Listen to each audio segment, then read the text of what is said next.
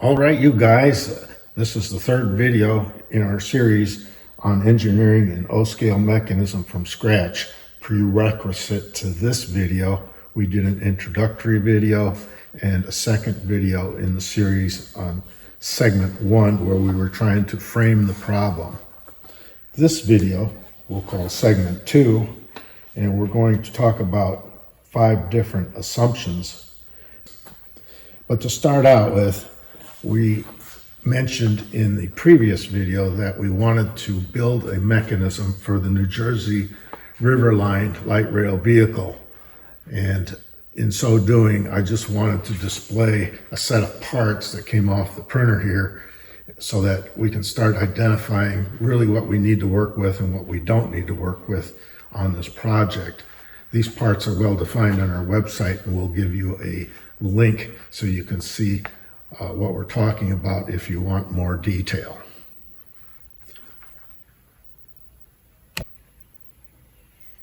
Assumption number 1, the mechanism is not a visual component, but it dictates the visual geometry.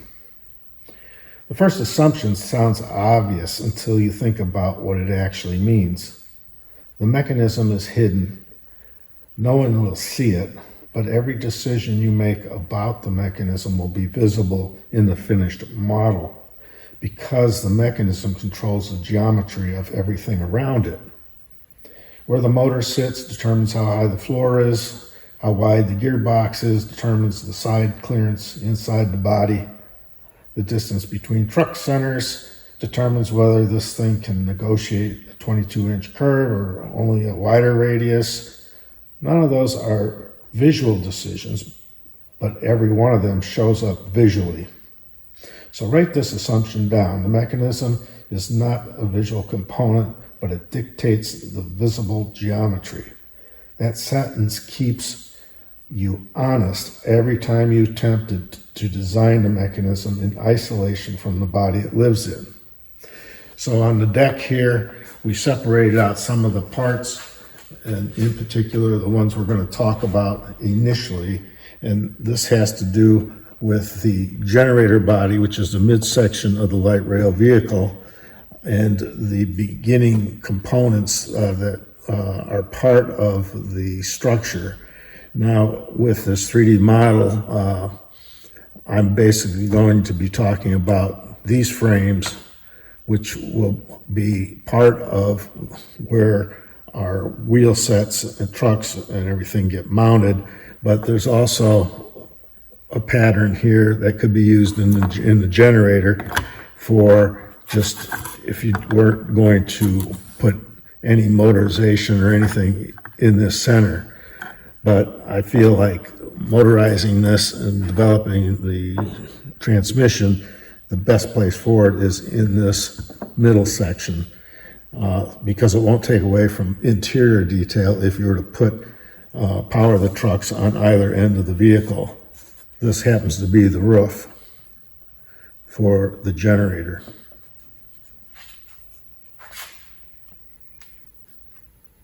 Assumption number 2, distinguish between decorative and functional truck side frames.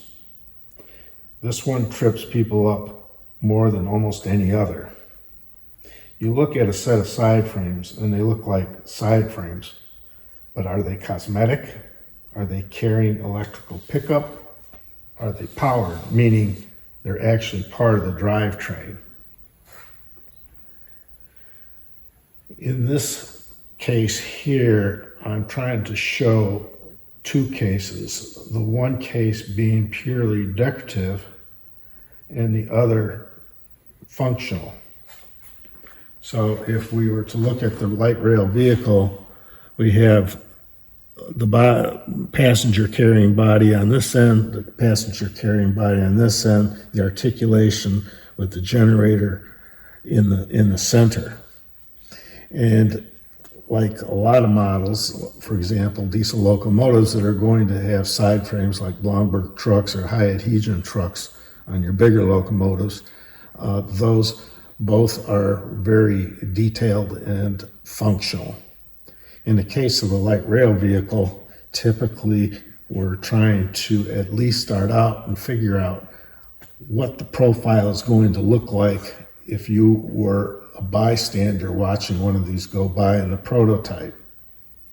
So on this end of the vehicle and the back end of the vehicle, we do not plan to power, so those will be dummy trucks, as I would call them. So I would be really more concerned about them as the decoration, or having them look as though the prototype. And in my opinion, a lot of vehicles have wheel sets that look like the axles do not come out into journal boxes. And typically they would have, their braking mechanisms like a disc brakes on the inside of the wheels and the frame. And so there does not a lot of times appear to be side frames on these vehicles. So my concern when I developed this was to see how the actual frame sits in terms of how much of the wheels and the sides do I actually see from ground level.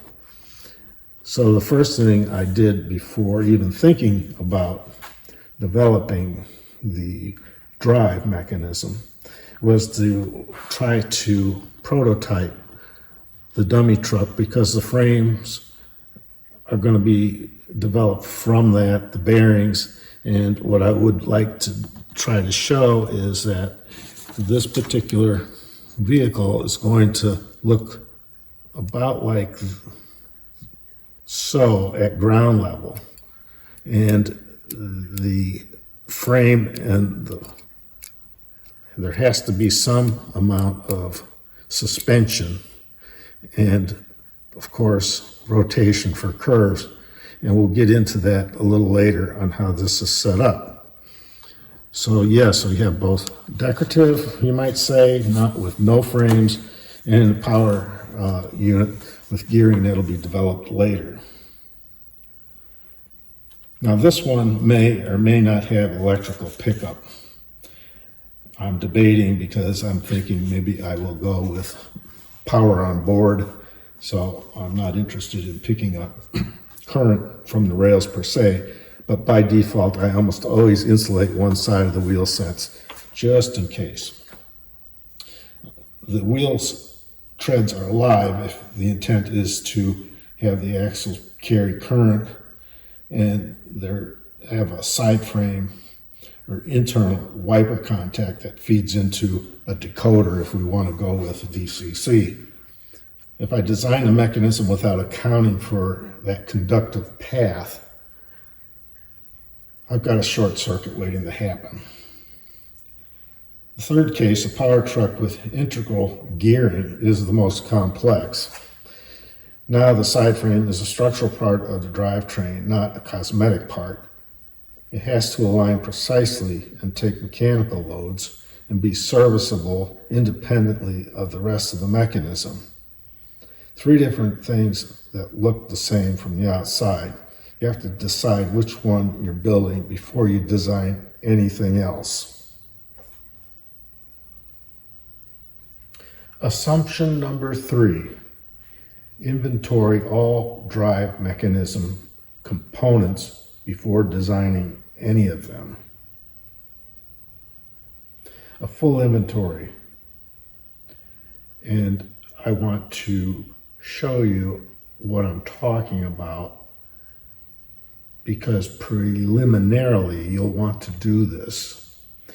And this may not be the final list of components you need to aggregate to build out your mechanism.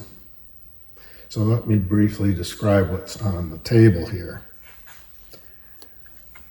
Usually we'll start with a frame and a bolster plate, and this was common for developing the first dummy truck that would go in either end of the car. And while the frame for this is for the generator, really you would take the truck and mount it on the open end here on either end of the car, or you could print just the regular flat piece without the opening, make a hole and use a kingpin. It just depends on how you want to develop this dummy truck. We'll talk about that a little more later. So in order to get to your basic mechanism, like we have here, I've laid out all the parts. The gearbox frames, the bearings that are used for the drive shafts, a drive shaft here, which can be cut to length.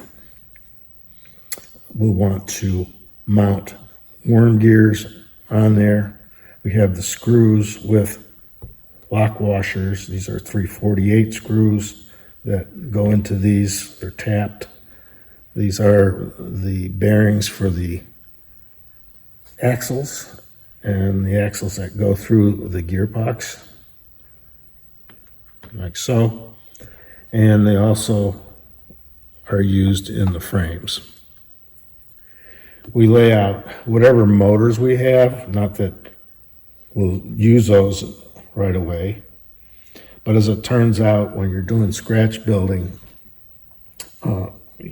sometimes you think you've come up with a really great design, an idea, as is the case here. It's very compact. But as it turns out, the way this little motor is wound, it doesn't really have the guts or the power to, at least to my satisfaction, for being the kind of mechanism that I want in this unit. So I'm not going to use it. You'll find that as you do scratch building, you may go up these different paths or branches and then come upon a better solution. Some of the other parts we have here are the wheels, which need to be pressed onto the axles. We have insulator bushings. We have shim rings for putting in your shimming on your drive shafts, so your spacing is good. We got sprockets. We got the chain here for the sprockets. We've got shim rings for the axles, universal joints. This would be a part that I would decide, well, I don't need this as a connector or a telescoping piece in this truck, so we won't use that. Motor mounting brackets, screws to mount the brackets to the motor. We have the bronze pickups for the electrical back here that we would probably decide to use if we're going to have direct current to the motor from the rail.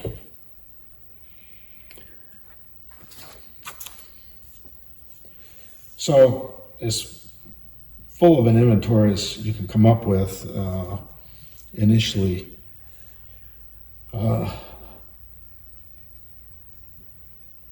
you don't want to get 6 weeks into the build and realize they never designed the electrical pickup system. I've done that before where I've built out the whole truck and then realized, oh, why didn't I think about the design for using, picking up the juice off the backside of the wheels with some pickups, and how am I going to mount that? So these kinds of things will come to mind earlier. So wheel wipers, axle contacts on a trolley car, the overhead current collection, these are mechanical components and they take up space. They have to be designed into the mechanism from day one and not retrofitted into whatever room is left over. The electrical system should not be an afterthought. It's a mechanical component with dimensional requirements, and it belongs on the component inventory at the start. So I don't show any mounting brackets for these, even though I do have some for like my Blomberg trucks, but I will probably give this more thought as I get into the project if I decide that I want to pick up current from the rails instead of a power on board system, which would not require DC current coming from my rails. The final assembly of, say, one of these gearboxes would look exactly like this. And it's quite easy to assemble, plus the fact that we're using a lot of screws. I want to make the mechanism so it's serviceable in the future. You know, whether there's wear and tear on it and needs a different shim ring to take some of the slop out of, say, the worm on the inlet gear on the axle, that kind of thing. You want to make servicing the mechanism as easy as possible. And hopefully, if you lubricate it enough, you won't have that much servicing. Now, on the dummy truck, what we've done here is made these wheels so that there's lateral movement. The bogie, or if you want to call it that, is sprung like that, and so it actually will have some capability of rocking. There's a spring in here between from on the center with the screw to the bolster, and I would anticipate that using these on the ends of the car, I might put a little weight in there so they track well.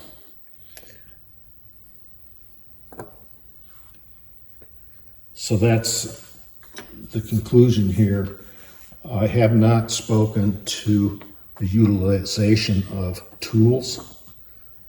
You're basically going to want to think about how you're going to compress the wheels on the axles. You probably want a caliper. You'll be measuring things like the thicknesses of your shim rings. These are probably not the exact sprockets. So for example, your sprocket's internal diameter for your shafts is going to depend on the motor you use, of course. And these particular shafts can always be turned down. Some of these material, like this rod here, can be had at your local hardware store.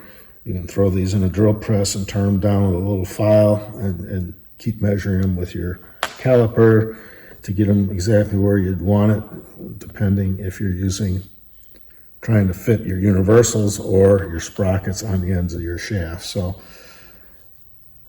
this is a little bit of information. As we go through this, I may mention the use of other tools besides your basic screwdrivers and possibly drills and taps. Assumption number 4, determine whether the frame is structural, cosmetic, or both.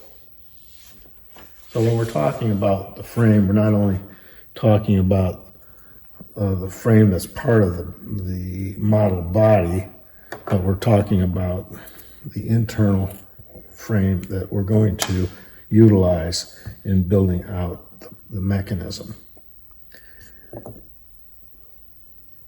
In a commercial locomotive, the body shell is the body shell and the mechanism is the mechanism. They're separate. In a scratch-built O-scale mechanism, that line is frequently blurred. And blurring it without deciding which side you're on is how you end up with a frame that looks fine and flexes under load. So this frame carries the motor's load, and it carries the gear reaction forces. And again, I'm talking about this frame and how it's built, and the difference in the bolster. As you can see, it is going under the universal joint versus a flat bolster across the frame on the dummy truck, which doesn't need to have any kind of depression for clearance on a universal joint.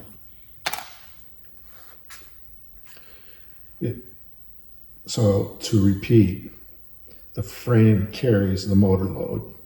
It carries the gear reaction forces, and it's the reference surface that everything else aligns to. It also happens to look like the floor of the prototype locomotive when you're done. But I designed it as a structural frame. The cosmetic result came from making the structural decisions correctly, not the other way around. And so in this model, well, I should say in other models, you're worried a lot of times about getting the correct coupler height depending on whose couplers you're using. But in this case, the only coupler connection is between the generator car and the passenger car units itself. And as it turns out, it's relatively where it's supposed to be when all is said and done, and when this is installed into the car. So that concludes my discussion on assumption number 4.